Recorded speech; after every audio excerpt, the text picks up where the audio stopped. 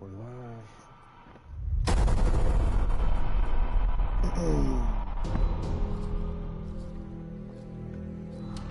Oh my God, guys, thank God. What took you so long? It's not so good up there right now. He's gone. We're too late. Shh, quiet. Yeah, Wait! Don't move. Holy shit! What the What are you looking for? Another way out. Mike, there's no key for the cable car. Josh, he's gotta have it. And what is all that? It may have taken him down to the mine. I was down there. It was horrible. There'd been a cave-in in the 50s, I guess, and these miners got trapped down there. What do you want? You come over here? What is... Huh? What This are you doing? is the safe room, Em. Please. Fuck, I can't do this. Get down. Get down. You did the right thing. Is that what you want? Keep an eye on her. It's so strange. I'll be back soon.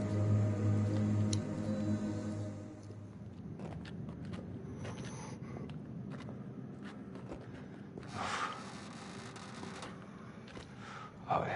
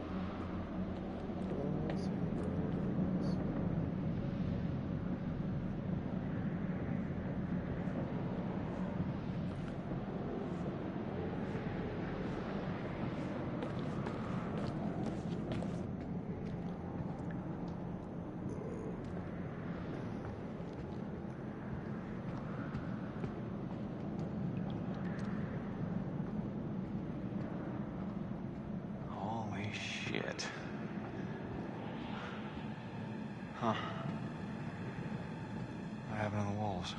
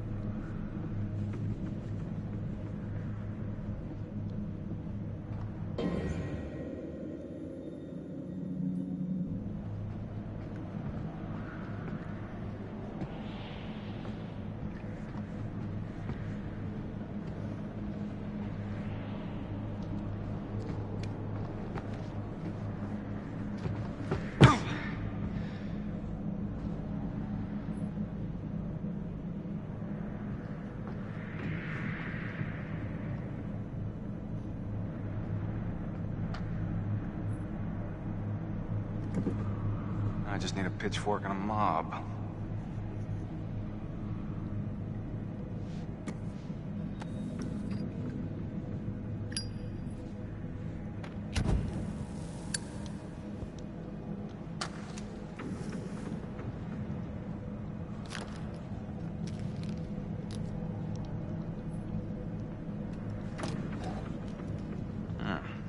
enough.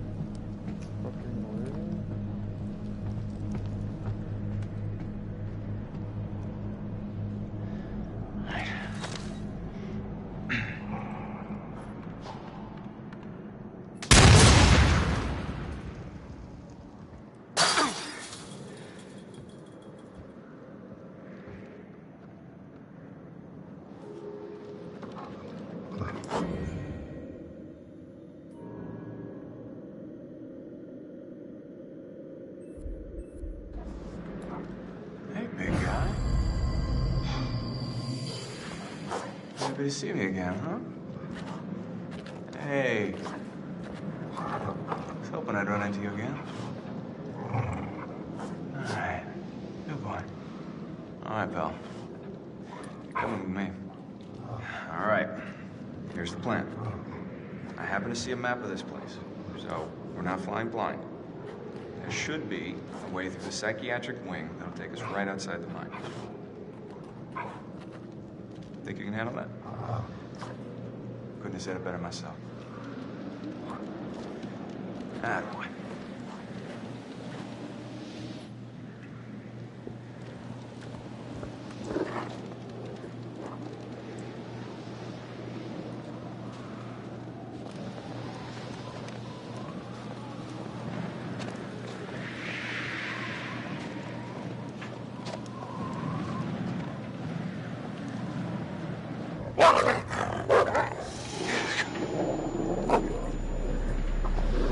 Doggy boy, calm down.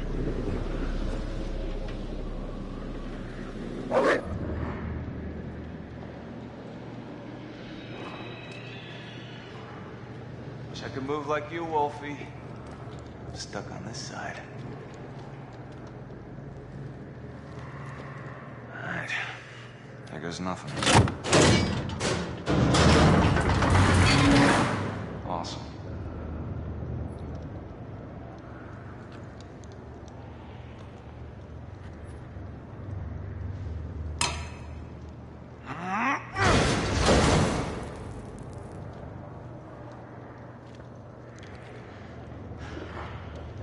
See that? That dude got moves. Oh, not Wolfie.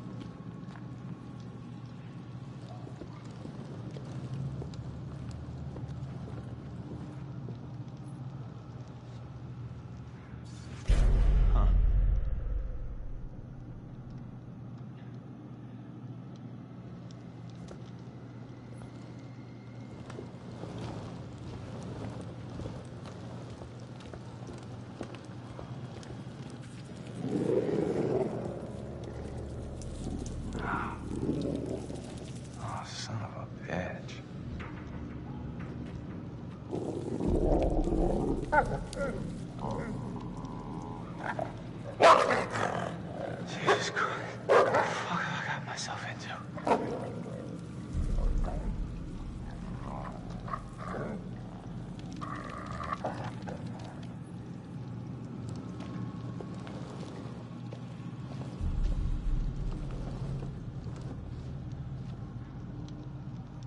What went on here? This is nuts.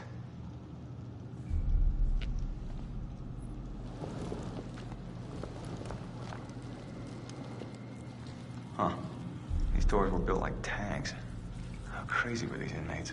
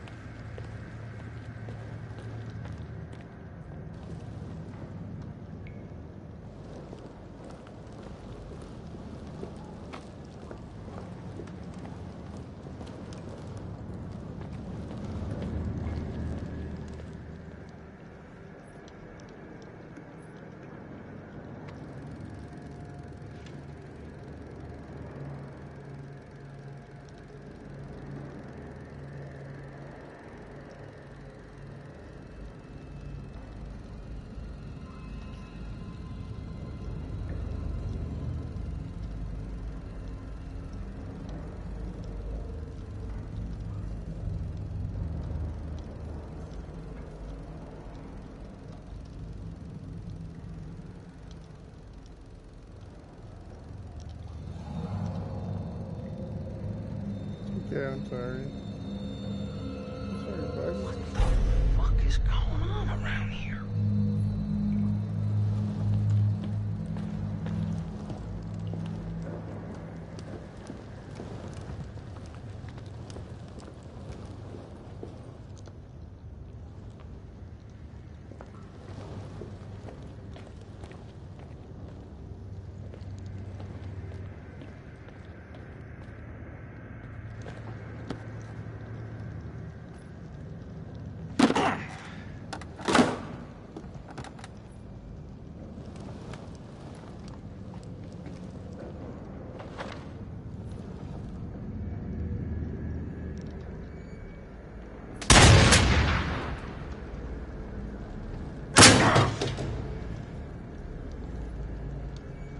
Holy shit. Who is this guy?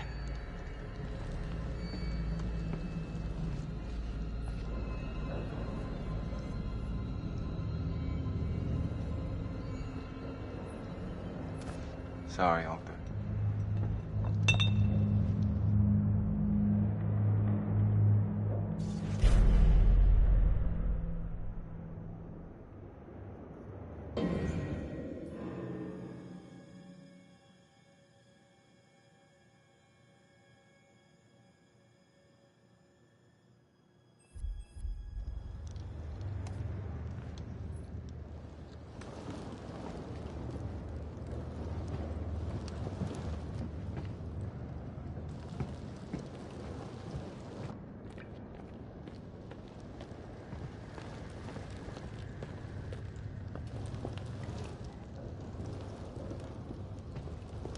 Okay, what you doing?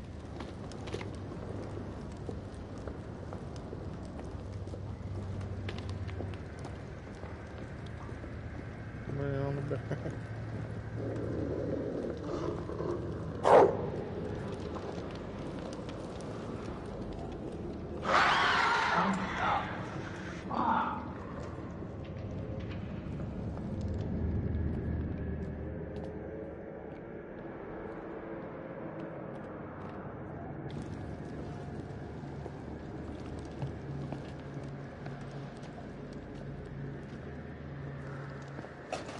Huh?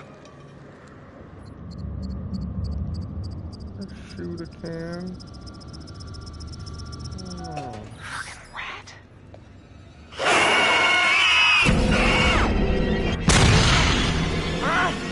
What's that for, you fuck?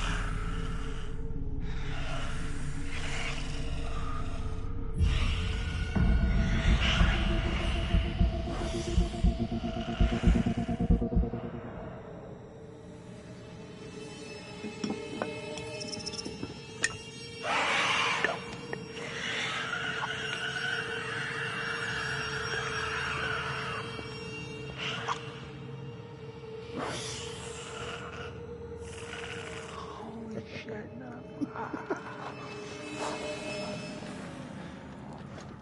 Damn it.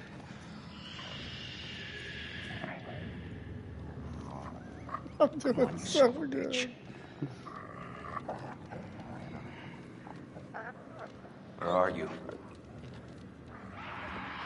Huh?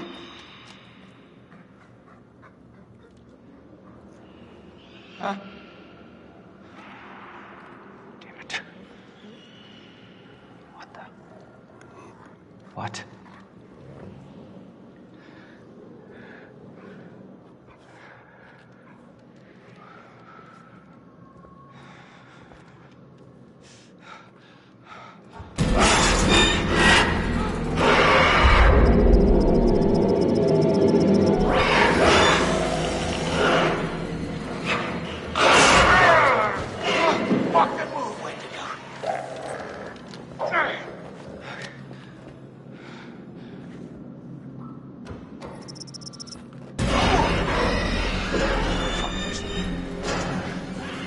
One at a time, boys.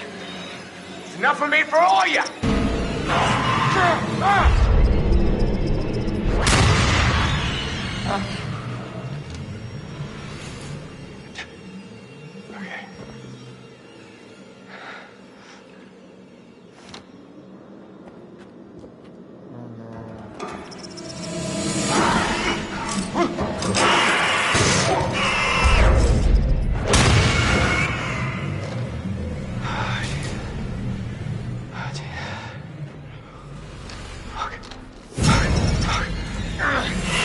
Okay.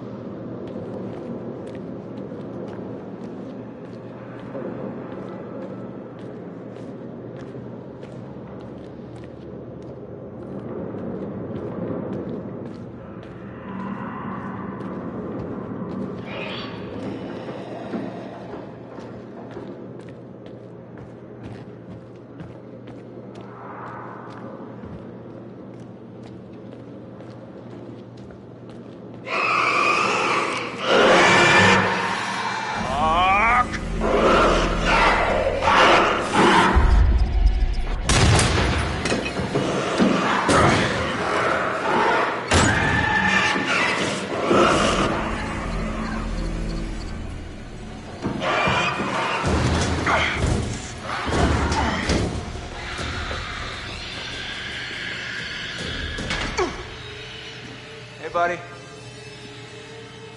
Come on down. It's all right. Okey-dokey, buddy.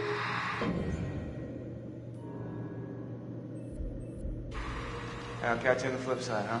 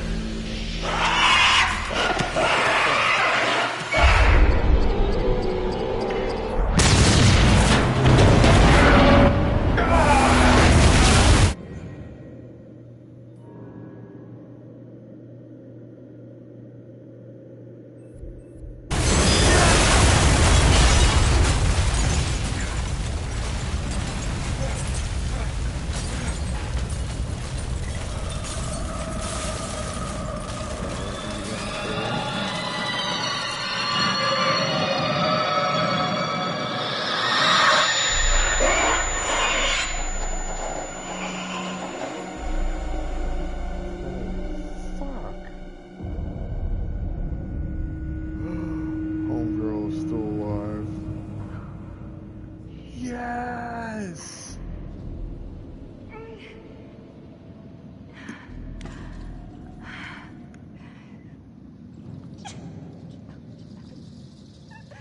Nobody fucking died.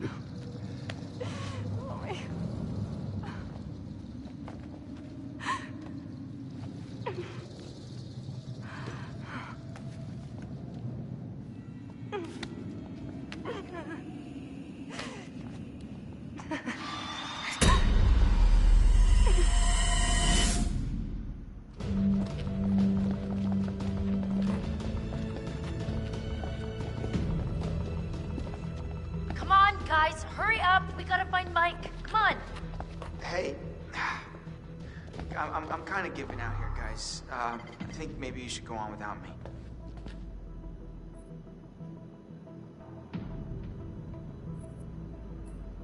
No, Chris, we're not leaving you.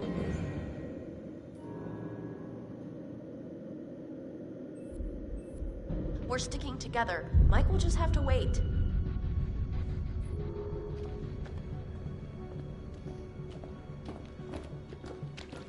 Okay, that's a big moment, huh?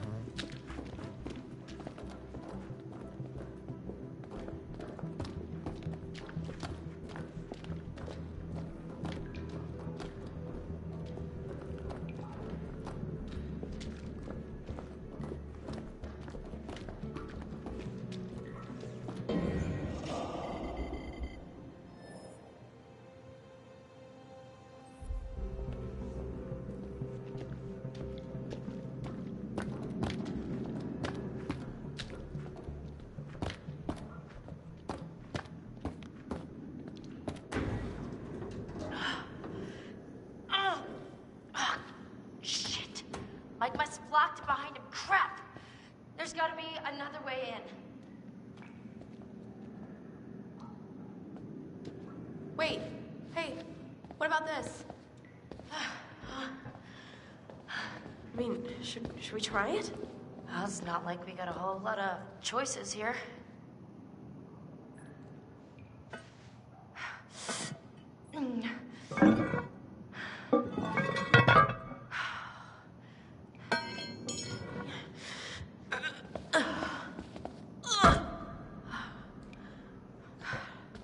Okay, this is maybe the last place I would want to be right now. So who's going first? After you.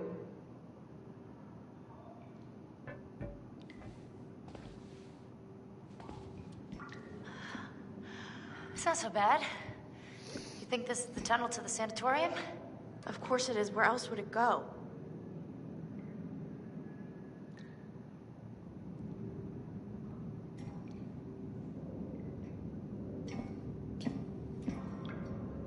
Chris, I know you're hurt, but you gotta move it, all right?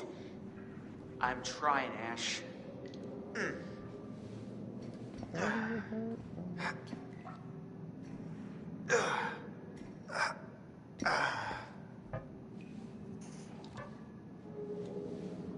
screwed up.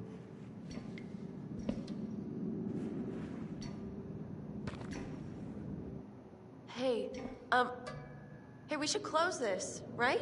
Huh? I mean, what if something's following us? Yes, fine, close it. But we gotta keep moving. Can you just catch up, please? Yeah.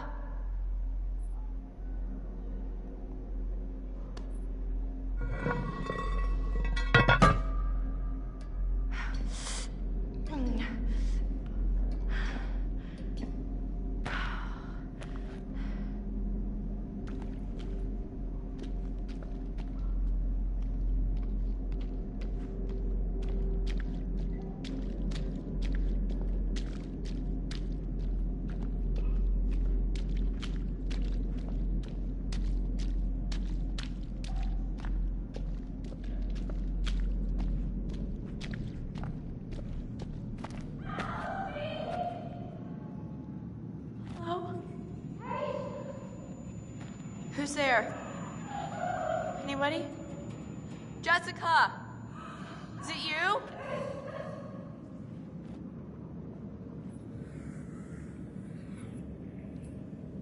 Hello?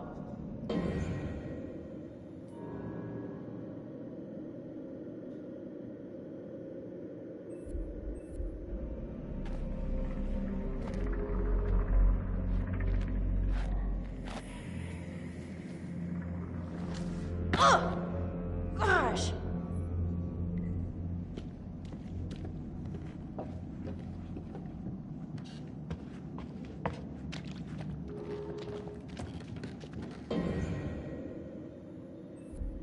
Oh my god, I am so glad to see you. Glad you're safe.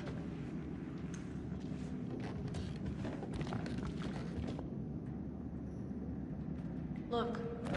Look there. Wow, great. The ladder's toast. We're never gonna make it up there. No, I think I can. I think I can do it. It's like a rock wall. I'm gonna keep going. You should head back to the lodge. I've gotta get Mike. Good luck.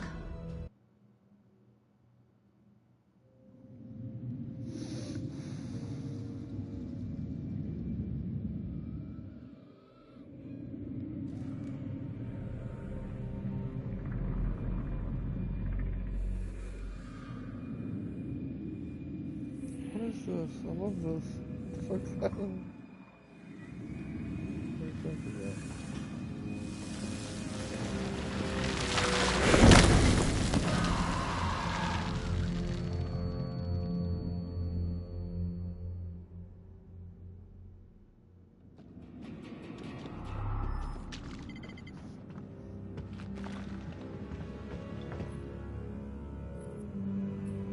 Should be fine. It's gonna be fine.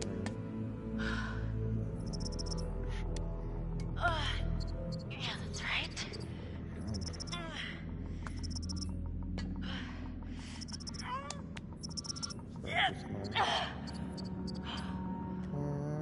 on.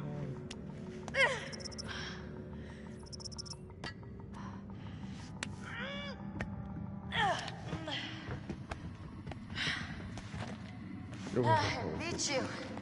I fucking beat you.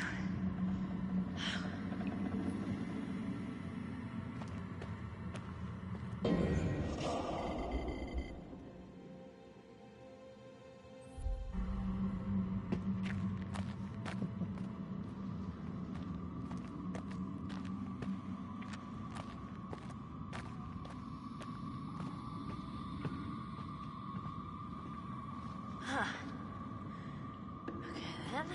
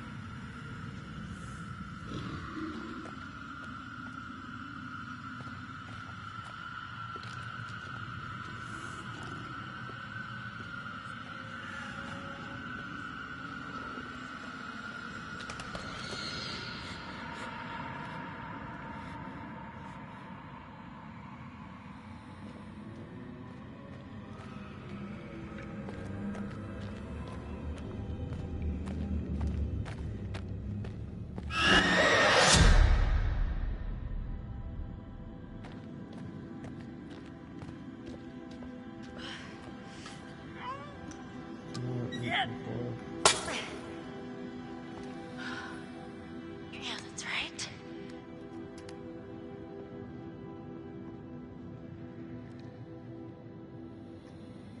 Come on, girl, you could do it.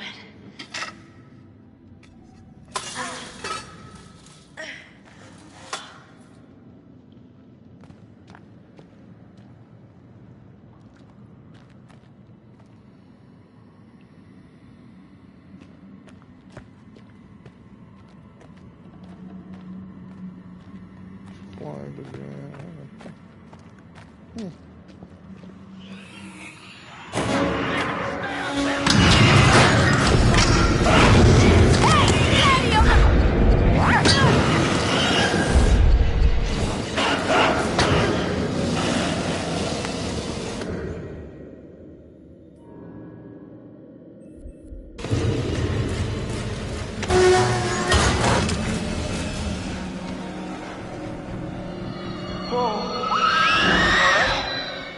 Define all right.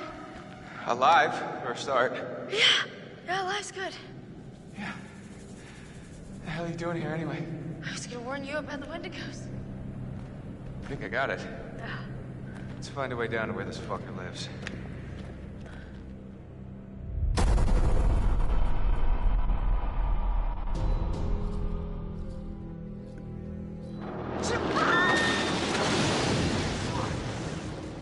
Emily! Mike, there's no key for the cable car. Josh, he's gotta have it. Oh, he's gone. We're too late. Shh, quiet. It may have taken him down to the mine. Wait, no more.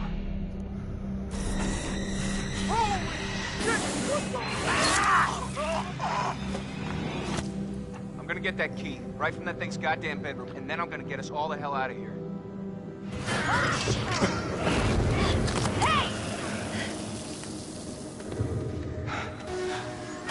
Whoa! Let's find a way down to where this fucker lives.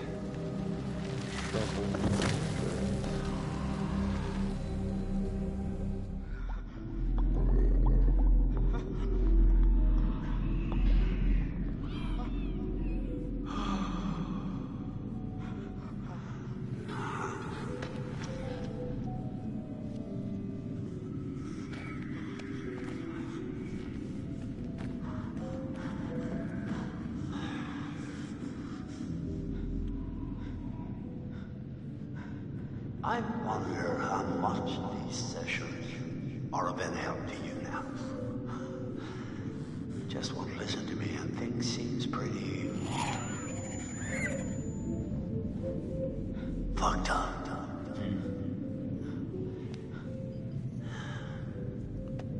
So I'm gonna leave you now, Josh. It's time you learn. There's more to be afraid of that can be dreamt up by the unhinged imagination of a self-indulgent, spoiled little brat. You had so many people who cared about you, who were willing to help, and at every turn you choose to push them away, and now you're all alone. But by the sounds of things, you won't be alone for long. No, you won't be alone for long. Deep breaths, Josh. Deep breath.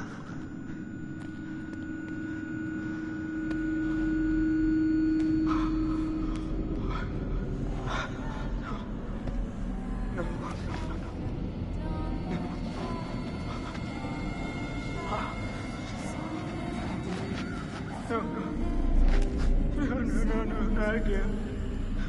Not again. Get away! Get away! Get away from me! No, you're dead! Sorry. You're dead! Shut up! No! You're dead! I remember this. You manipulate. You are a coward there. God. Yeah, the one is to have a big love it. I don't take orders from you. You can't tell me what to do. You can't tell me what to do anymore. Okay. Okay. I trust you. I trust you. I trust you. Hey Megan, I'm doing the end now, okay? Can't really talk. And play. Oh, jump scare. You're not real. You were all alone down there. Not again.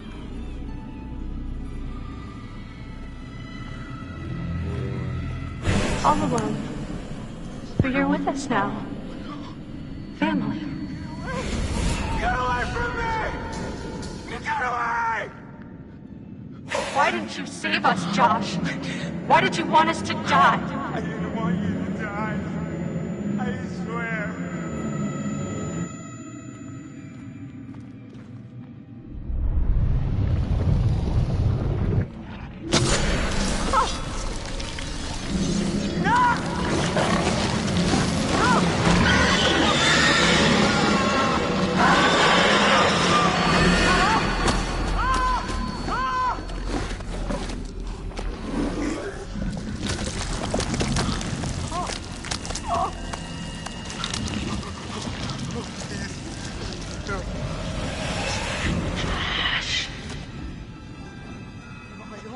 I don't take orders from you.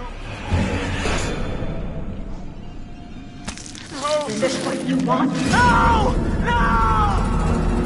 Why are you doing this? Leave me alone! Why are you doing this? Why did you save us, Josh? Why did you want us to die?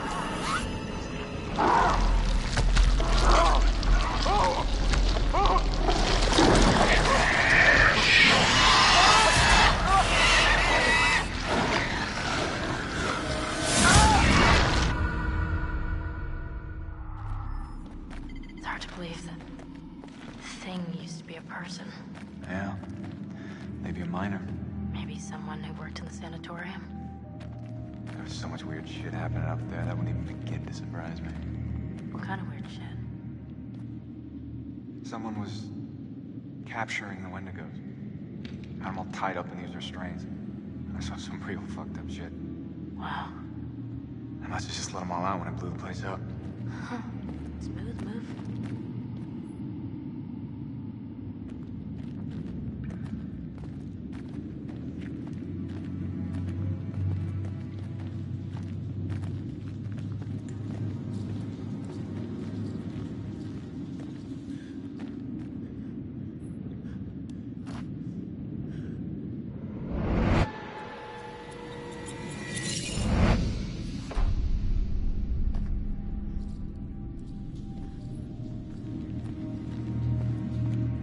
Fine. I'm going in. Oh, come on, it's okay. You sure? I'm not dead yet. Famous last words. Oh, It's freezing. Hit me with my fingers.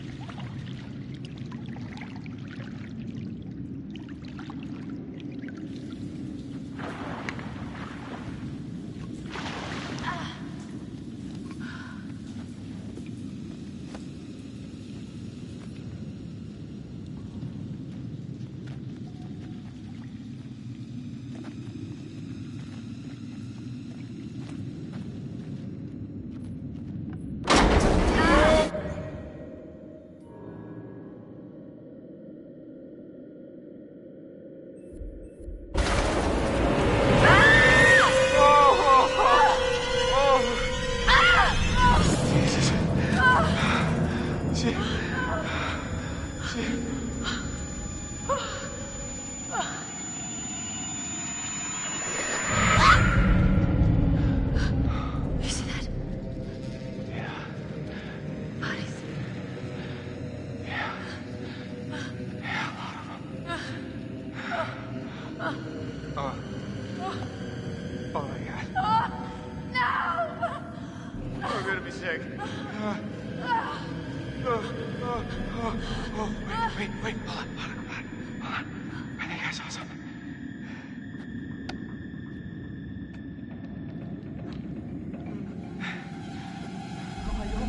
I don't take orders from you. I don't take orders from you. Hey, Josh? You can't tell me what to do. You can't Josh? tell me what to do Buddy? anymore. You can't tell me what to do. Oh, okay. I trust you. I trust you.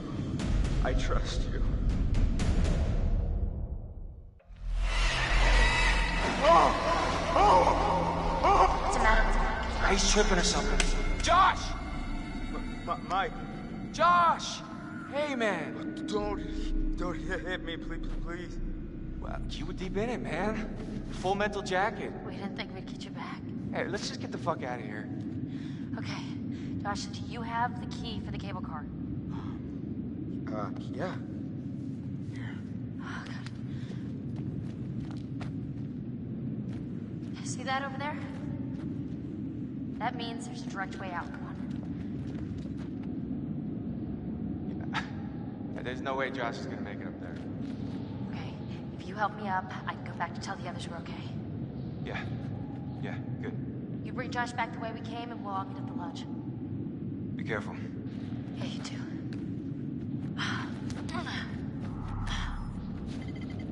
All right, let's go, you fucked up son of a bitch.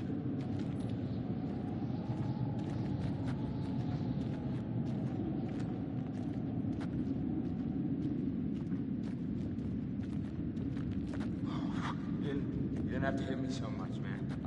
Yeah, I'm sorry about before, man. I thought you killed Jess. I was wrong.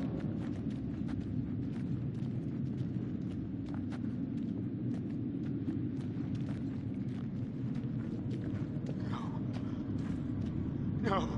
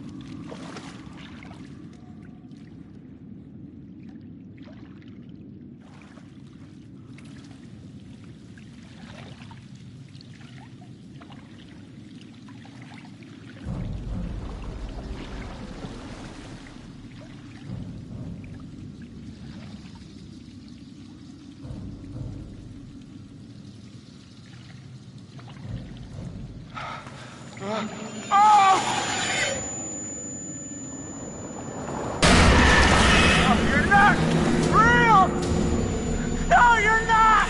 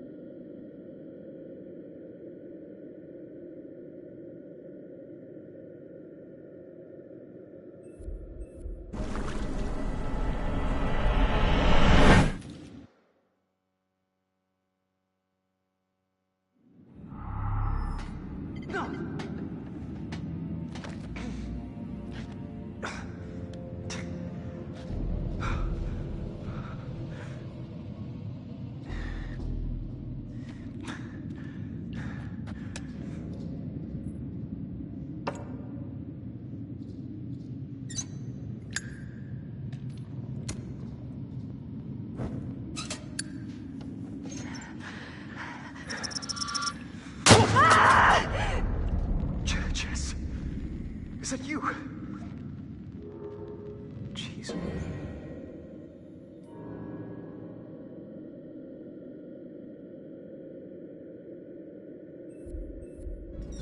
Jess, what the hell happened to you? How the fuck are you still alive? Yeah.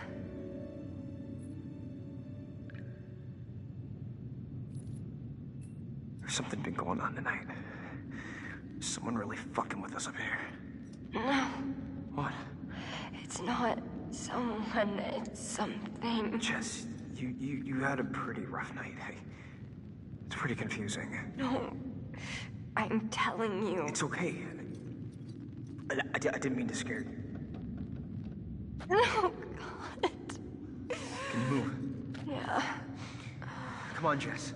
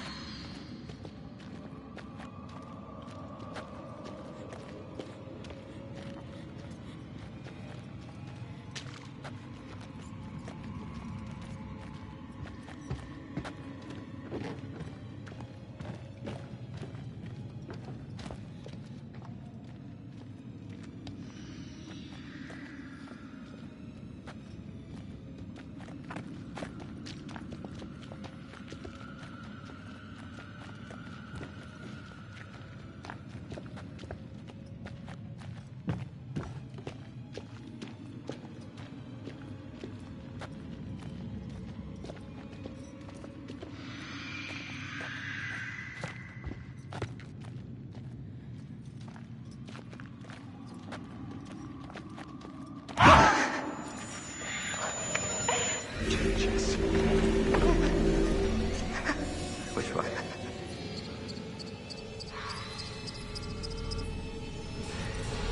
Come on, Jess.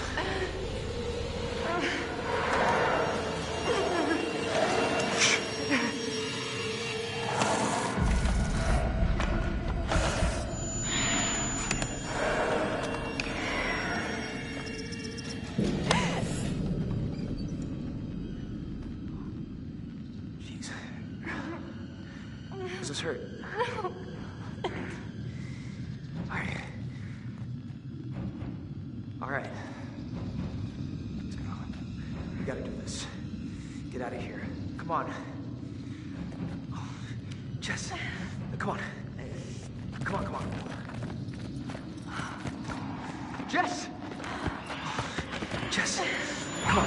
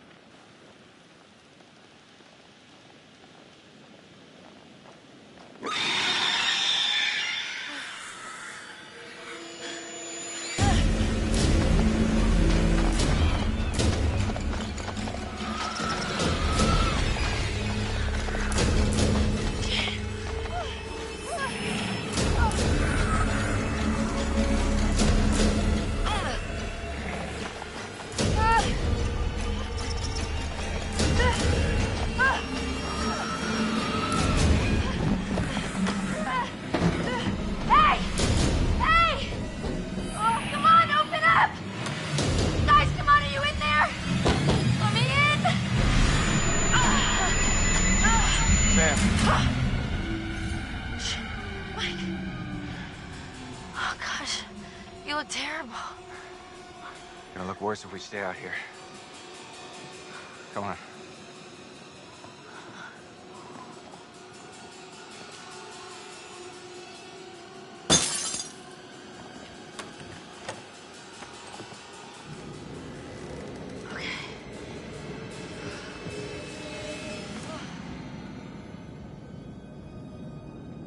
Mike, what happened to Josh?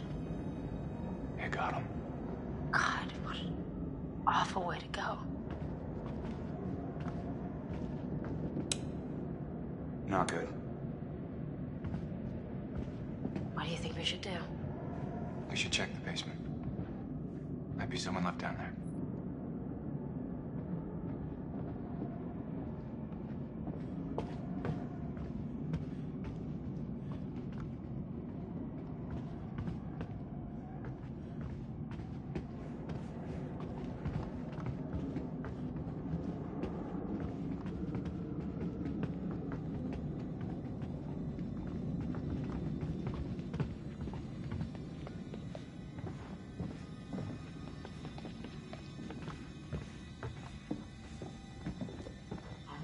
How do you rate our chances of survival? Hmm? I'm trying not to think about it.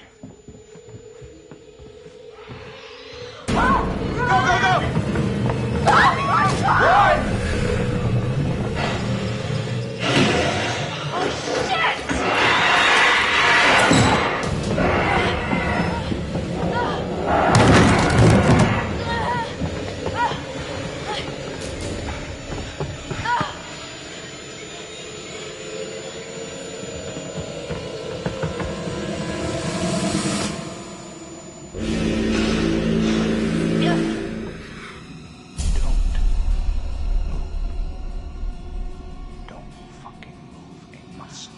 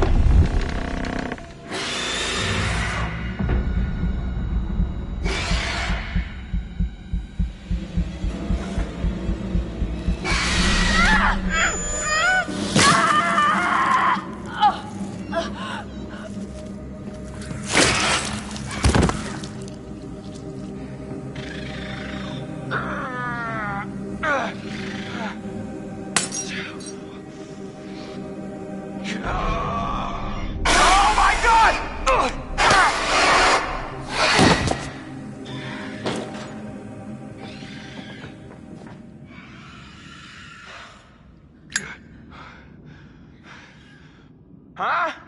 Huh? How's that for you? Fuck!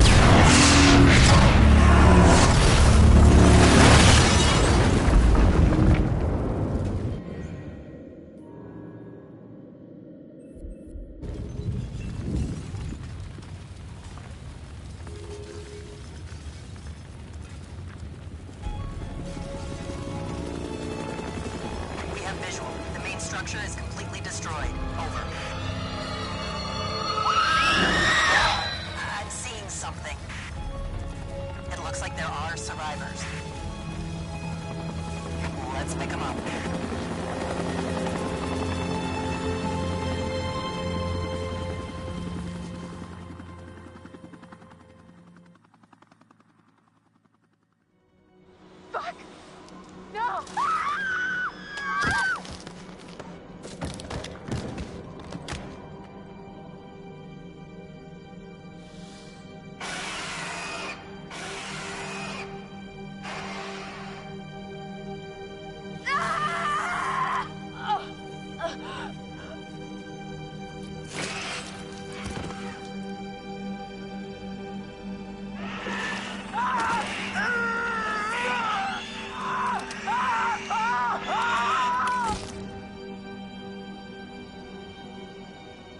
The old man, I don't know how to describe him. I mean, You said you thought he was stalking you at first. Did anyone else in your group think that? well, yeah. Is it possible they could have killed him? What? No, you don't understand. Don't you understand? If he attacked you, He saved my life. And I watched him die. I heard Jessica. I don't know how or why she was down there, but I know I heard her. He held it right up to my face. Right here, right in front of my nose, and he could have shot me. He almost shot me, the prick. I mean, you go out with a guy for however long and you think you know him, but man, this one really takes the cake. I was right there, and I could have done something. I tried to do something. It wasn't good enough. How did you end up in the mines? I was carried and taken, and What did you see? I don't know. I don't know. Where's Matt? Is he okay? Are they done looking at him? I'm just a little worried because, I'm his girlfriend. Did he tell you that? I mean, I probably wasn't his favorite person there for a couple minutes, but he knows how devoted I am to him. He knows. He said he knows, right? Your friend Ashley, she told us she tried to help you. She said she heard you calling out. Not me.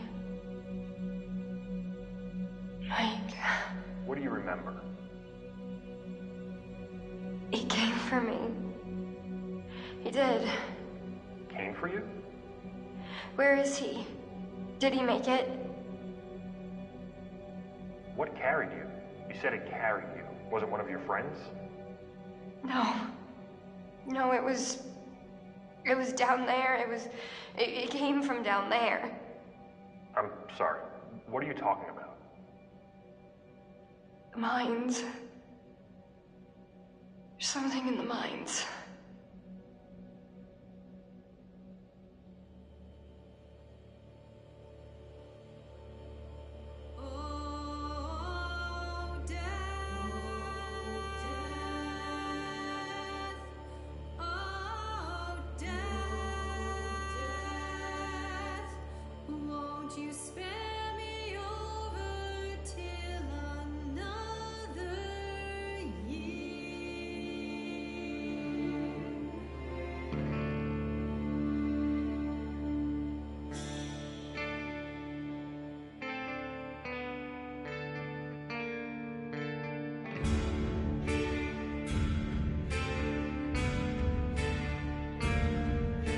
Well, what is this that I can see with eyes cold?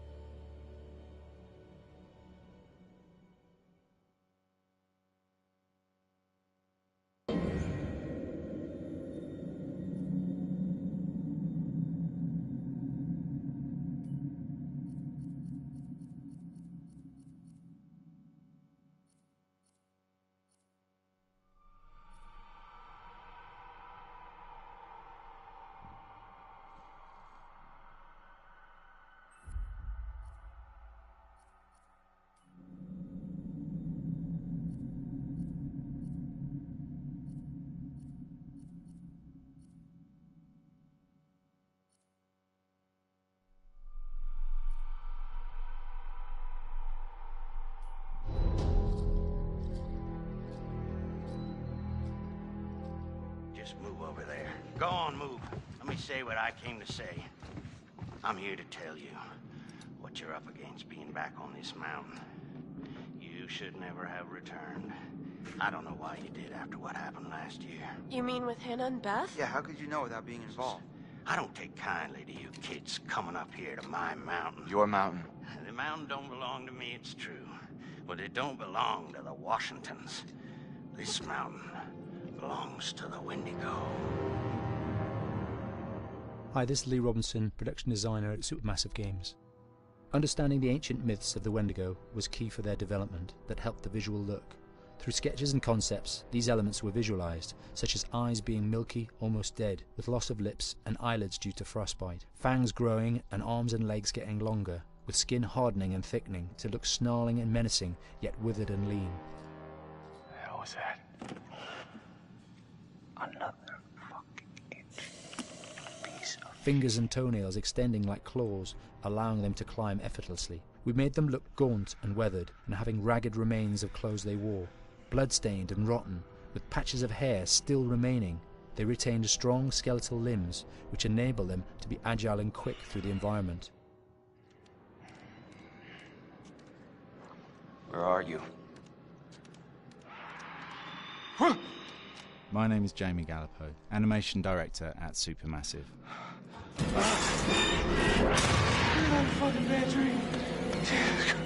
The overall direction on the creature was to be very strong, to be extremely fast. We wanted a spider-like movement to the creature. 1 minute scampering to leaping and then crawling, almost instantaneous. And finally, we wanted the creature to have this real, uncontrollable thirst for flesh.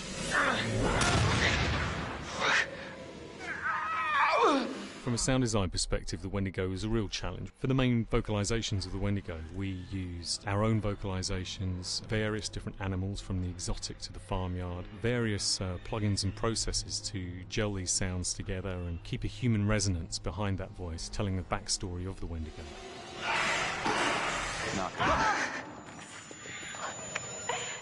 During the chase sequences, the anger of the Wendigo is felt by encircling breaths, screams and screeches that essentially chase you as you're being chased by the Wendigo.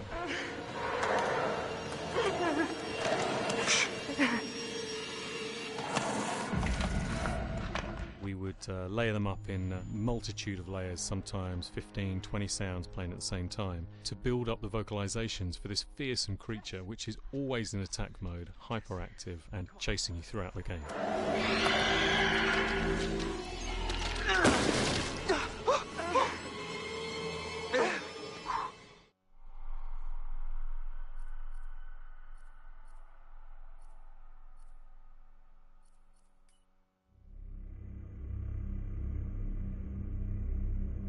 Until Dawn is a game that's full of horror, and one of the things we decided to do early on was to take a scientific approach to how scary it was. So we did experiments on people and we measured their responses to the game. We've created a test area. It's as close to a home setup as we can get it. We've recruited ordinary people to play the game and we've left them to play it on their own. You're turning the light off.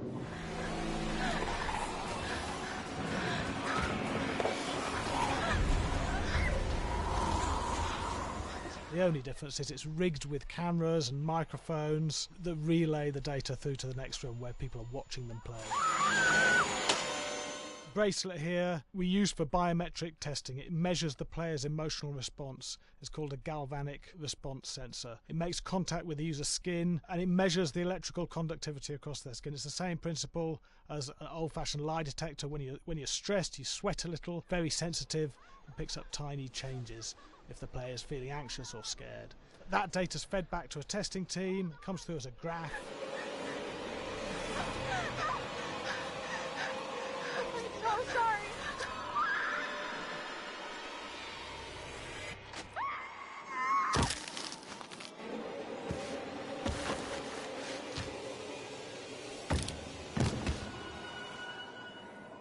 There's no point testing one or two people, you have to test a lot of people. Hey, watch your step. When we have a scare that's consistently has a measurable emotional response, then we knew it was good. If it didn't have that, it goes back to the team for improvement. The data doesn't tell us what's wrong with the scare, it only tells us if it's working or not. Wait, okay, so you hear them too, right? Josh. Here we have a chapter relatively early in the game. Weirdly regular. Nothing regular about it. We have to create tension and anxiety in the player so they are ready to receive the scare.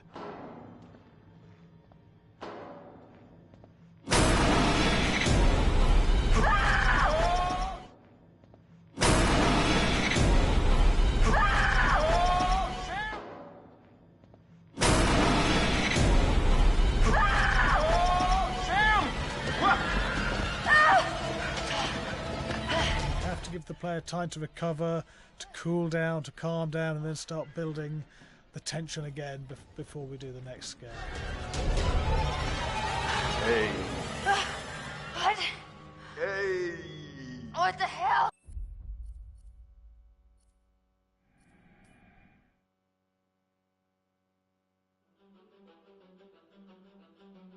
I am Hayden Panettiere, and we are here at the studio recording Until Dawn. My name is Rami Malek, and I play Josh. My name is Megan Martin. My name is Brett Dalton. My name is Antonella Lentini, and I played Hannah and Beth. My name is Jordan Fisher, and I play the character Matthew, Matt for short. I'm Nicole Bloom, and I play Emily in the game.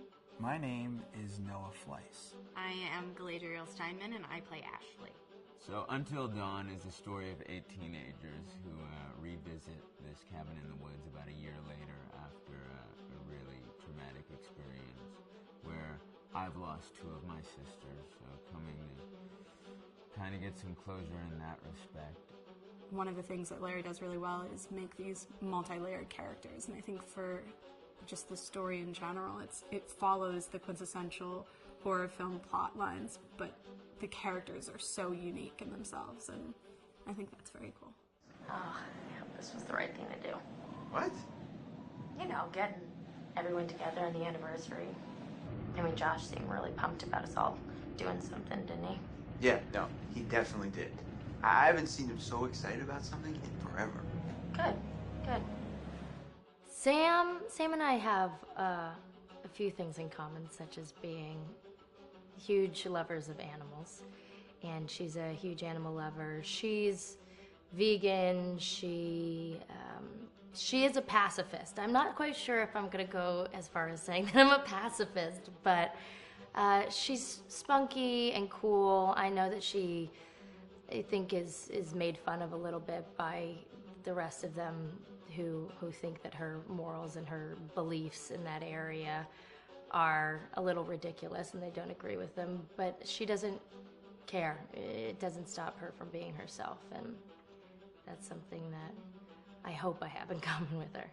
You know, he definitely can be depressed at some times and a bit of a loner, but he takes some solace in one of his sister's friends, Sam, played by Hayden Panettiere, and invites everybody back to the same house the next year to kind of find some closure.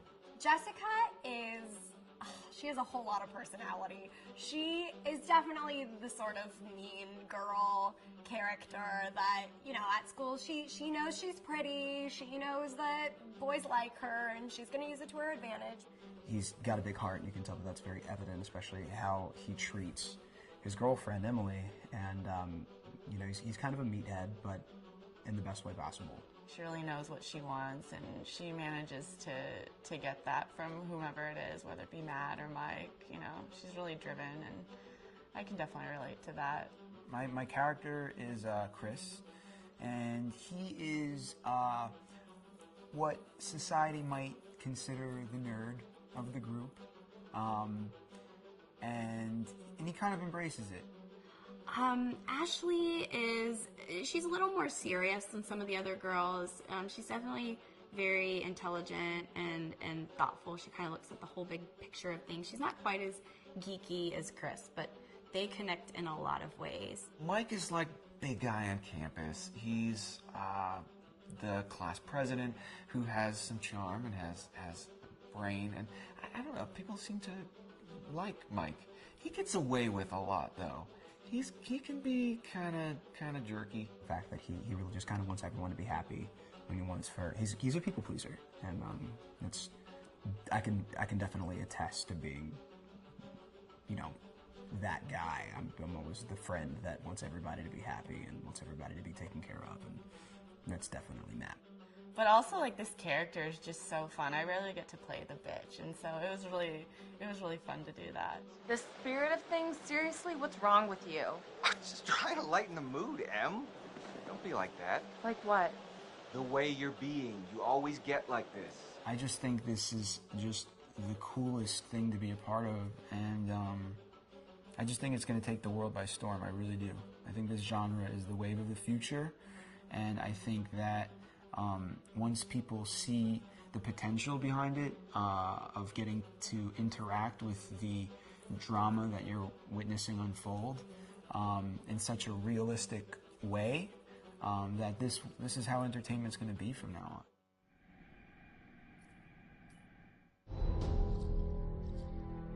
Hi, this is Lee Robinson, production designer on Until Dawn. The production design for Until Dawn started with the great teen horror script that sets the characters in a Canadian winter mountain lodge, being a contemporary setting with visual clues derived from classic films of that genre, such as Hitchcock's Psycho and Stanley Kubrick's Shining. The storyboards are vital to the production design, as it allows the designer to understand the scale of the environments to be made and the detail that will be seen to create the atmosphere of a horror. This took us into concepts that took these storyboards further, visualizing the world through the color palette, the lighting, tone and the mood, and developing key locations such as the lodge, the cable car stations, the forests themselves, the wilderness. As you can see, the environments and atmospheres change quite a bit from warm and inviting to cold and threatening. The Millionaire's Mountain Lodge was a key example. It was designed to be made from nearby stone and timber, embedding it into the landscape, with a contrasting and contemporary interior needing to be opulent and extravagant. We created dark and claustrophobic corridors with ominous and large open spaces, almost cathedral-like in size, and with huge structures to silhouette and dwarf the characters within, providing a labyrinth to explore and wander. Each character was developed with a strong visual identity in mind, with contrasting colours, tones and silhouettes to identify them, each to have their own texture, pattern and shape, so that when they were lined up you could always identify them. The costume designs allowed a range of clothes that would suit them for the cold winter weather, but also have an element of style and individualism, so that the audience could look at them and relate, recognizing themselves within them. A lady would like to cuddle up with her man by a nice cozy fire bathed in atmospheric mood lighting. Right. It'll get plenty toasty once we're rubbing up against each other. Mike? Yeah. Fire and mood lighting. Yes. Working with the lighting artists, we really brought the look and feel of the world together, and this required a thorough understanding of the visual language of teen horror. A key scene was where all the characters emerge out of the rear of the lodge chasing Hannah. A contrast is evident straight away from the exterior wilderness to the warmth of the lodge. The attention to character lighting here is through the bounce and rim lighting, accented colours and composition, creating characters that come from the dark into the light and back again with an emotional effect. Guys, there's someone outside. What the hell? Hannah! What's going on? Where's my sister going? It's fine. She just can't take a joke. It was just a prank, Han.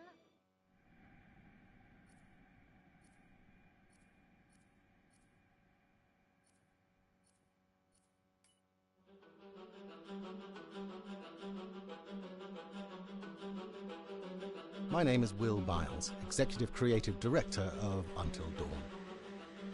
The first part of getting a believable facial performance in-game is to capture, topographically, the actor's range of emotional expressions as separate versions of the same head. Every tiny nuance gets digitized and merged, effectively creating a model that can recreate every facial movement that the actor makes. Once the topography has been recorded, the actor's performance itself can be captured by using a predetermined set of marker points, drawn precisely on the face, and a high-def helmet cam, wirelessly linked to capture devices. The camera is the small box where it looks like the microphone should be. Outro Sam. Mark. It records in high def the movement of the dots throughout the performance that will drive the expressions captured earlier. Unlike other systems, this form of capture is far less lossy because there are fewer interpretations between performance captured and performance rendered finally in-game. The audio is also recorded via 2 separate lavalier mics attached to the helmet. It takes a while for the actors to acclimatise to carrying around the recording devices and the helmet cams, but very soon the shoot becomes similar to any other effects shoot or a green screen shoot. The actors in these scenes are only recording facial animation, but use cursory body movements for pacing. Wait, and maybe we should all stick together and find everybody and make sure they're all okay, so... 1-1, the year before the prank.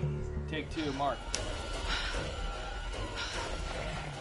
Other than the other actors, they have to use their imagination for everything and everywhere that they are supposed to be seeing and feeling. Idiot! So dumb! From a hot midday studio in Los Angeles to a freezing midnight mountain in British Columbia.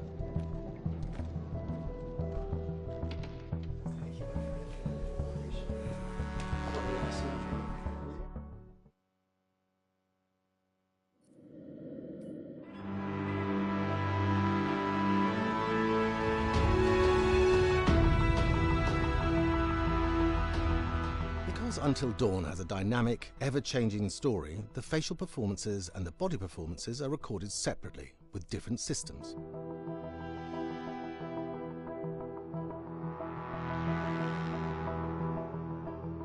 With the body capture, we use reflective bead suits and an infrared camera matrix system that drives the CG bone hierarchies in our character models. These performances cover everything from character locomotion, scene-specific performances and stunt work, most of which was recorded at studios in Pinewood and Shepperton, near London. Hannah! Hello? Combining all the elements seamlessly in the final game becomes a formidable editing and logistical task. Every variation, both physical and emotional, must be combined in these multi-edits. Scaffolding props have to stand in for the sets, because the hundreds of infrared cameras have to be able to see all of the reflective beads on the actor.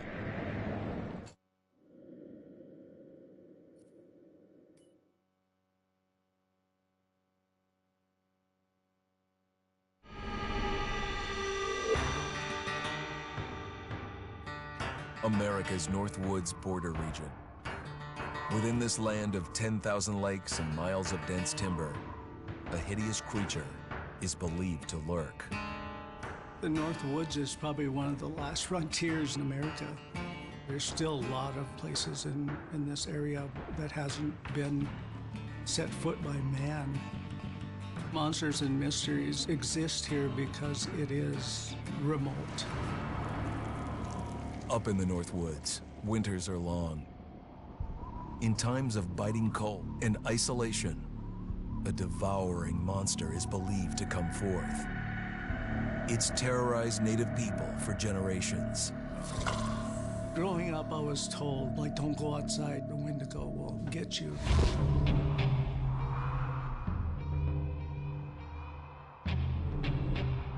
Among the traditions of the northern Algonquin tribes is the Wendigo, a monster that can seize hold of a person to carry out its hunger for human flesh. Many Native Americans fear even talking about this Wendigo, and even the mention of the name will let the Wendigo find out where you are, and it will open you up to be possessed by this Wendigo. The most famous case of a Wendigo possession took place in 1879 in the deep woods outside of Edmonton, Alberta. Swift Runner, a Cree Indian, was a trapper and a guide. He had left town the previous autumn with his wife, 6 children, and his mother. But when Swift Runner returned in spring, he was alone. My Swift Runner came into a nearby village telling this heartbreaking tale. I had to watch them starve to death. Of his family being killed by starvation, and that he was the only survivor. My whole family gone. It wasn't hard to understand a family falling victim to a brutal winter. To even not. Yet something was suspicious about Swift Runner. He was a strapping man, and he came into town weighing over 200 pounds. It didn't look like somebody who had just weathered a terrible winter. He wasn't malnourished, didn't look like he was starving. He looked healthier than ever. After a few nights, it became clear that something was wrong. He started having night terrors, screaming in his sleep. I am the Wendigo! Villagers alerted the police. Swift Runner actually guided them back to his winter cabin. When they got there, that's when they saw the true horror.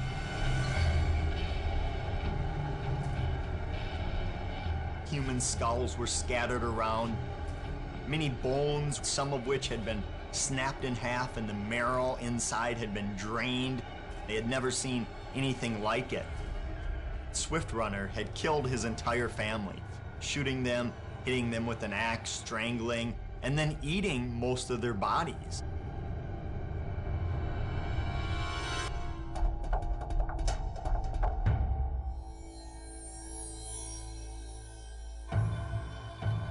Right up until the moment the noose was on his neck, Swift Runner swore the evil spirit of the Wendigo had possessed him and twisted him into a cannibal killer. When he was on the gallows, Swift Runner himself said, "I am no longer a man."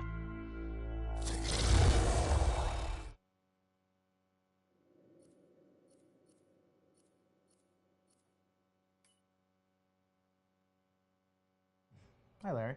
Hey, Graham. Hi, my name is Graham Resnick. I'm a filmmaker, writer, director, sound designer, and I started working with Larry Fessenden about 10, 15 years ago through my friend Ty West, who I grew up with, and have done a lot of sound design with on his films. And he was producing Ty's films at the time, and Ty introduced me to Larry. Larry produced my first feature, and we've written together on several projects. My name is Larry Fessenden. I'm a filmmaker. I run Glass Eye Picks, which is an independent production company out of New York. We make indie movies, a lot of scary movies as well. I got a call to audition to write this video game.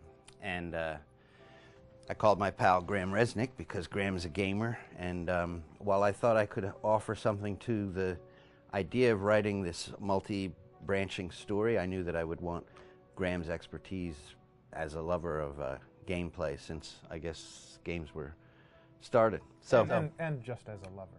And as a lover, yes. Which is why there's so many sex jokes in the game. There was one Italian website that did say the Larry that's Fessenden right. and Graham Resnick, the two lovers behind Until Dawn. Come here. Maybe I know how to handle you too. I am definitely ready to be handled. So I wanted Graham by my side. Yeah, and we got the gig, and it's been an amazing ride. Oh, hell yeah. Oh my god, she's taking her shirt off. What? Oh my god. Matt, what are you doing here? Hannah. I'm sorry, Hannah. This all got Don't out of mind, hand, just but... So in the game, the basic setup is that a year prior to the game's start, all these kids had gone up to a ski lodge that was owned by the parents of one of the kids, or a couple of the kids, and some of the teenagers played a prank on some of the other teenagers, and a terrible tragedy occurred when a few of them, two sisters, ran out into a blizzard, and were never seen from again.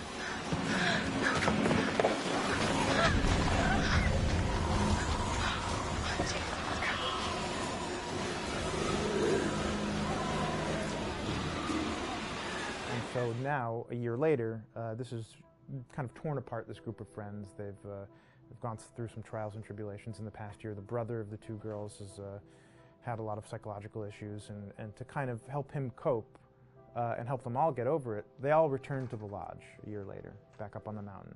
And the idea is to get over it, but... the healing does not begin.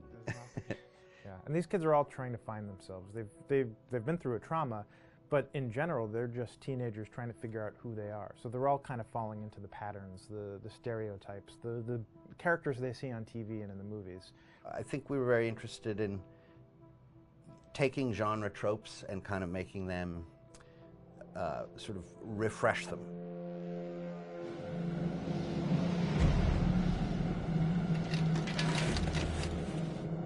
Hey, did you see that? Dad said it'd just be us this weekend. We're familiar with how slasher movies work. Most people have seen some horror movies, and we have established notions and preconceptions about the roles of the players in horror movies and how they talk and how they get killed and how they have sex. And to bring you into the game that way and then subvert a lot of those expectations was kind of our goal. They're haunted by some incident that happened in their past, which I think you pretty much figure out that that's going to have a role in their interaction. Yeah, so I think what was fun was we take some sort of stock characters and we try to give them some shape, but at least at the beginning they're recognizable in the way of groups of friends. There's the jock and the bitchy girl and the rivalries between everyone. And oh my gosh, and really fun characters too. Like we just had so much fun living in the minds of these characters through writing the script. What do you think? Jesus! It was fun. I think we were looking to get that kind of banter that you Yeah. see both in movies, but also that you absolutely have with friends, and sort of those inside jokes. And of course, as writers and as friends ourselves, we sort of developed little tracks, and we try to give the characters that kind of vibe.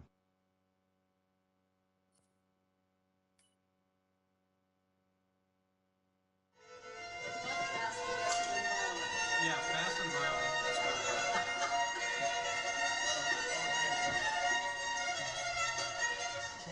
All right, from the top.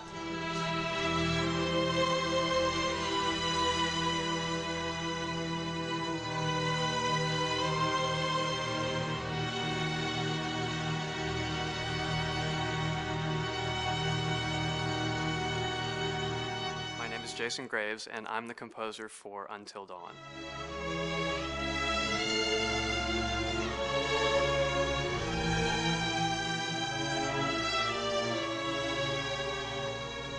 I've been involved with Until Dawn for about a year now.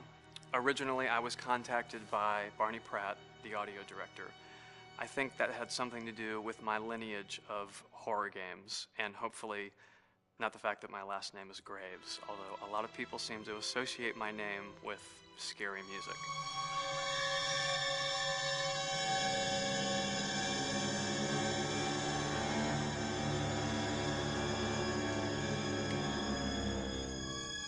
One of the things that was really exciting about working with Barney and the team at Supermassive is they really wanted something unique for the music. They wanted the music to stand out and be a character on its own in the game.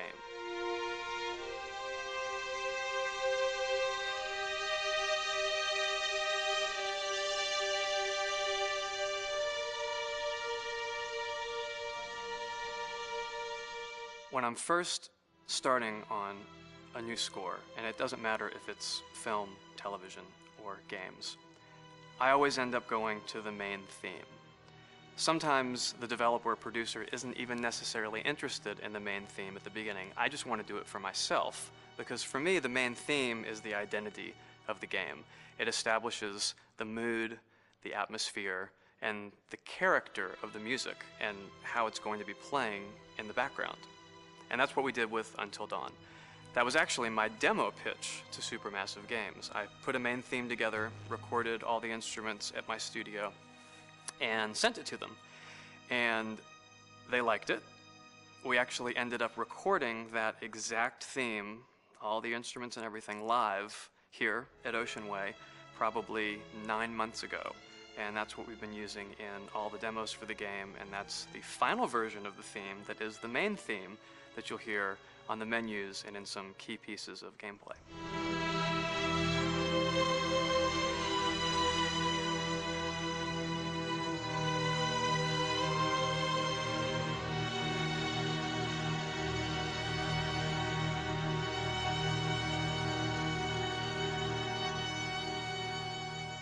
I seem to have made a name for myself in horror. And there's something about scary music, I think it's maybe the lack of rules. The biggest rule in scary music is there are no rules, so you can do anything you want, and actually, if you end up doing things that don't feel like they would work out together, they kind of clash, and it ends up being even more effective for scary music. So that's what really drew me to Until Dawn, was the textures, plus writing thematic material that is interwoven with the scary textures. I haven't really done anything like that before. Usually it was just all tension all the time, and that's fun and it's great. But I'm actually at heart a very melodic composer. That's the kind of music I love listening to, and that's the kind of music I love writing. That's the kind of music I got to work on in Until Dawn. Very nice. Same thing.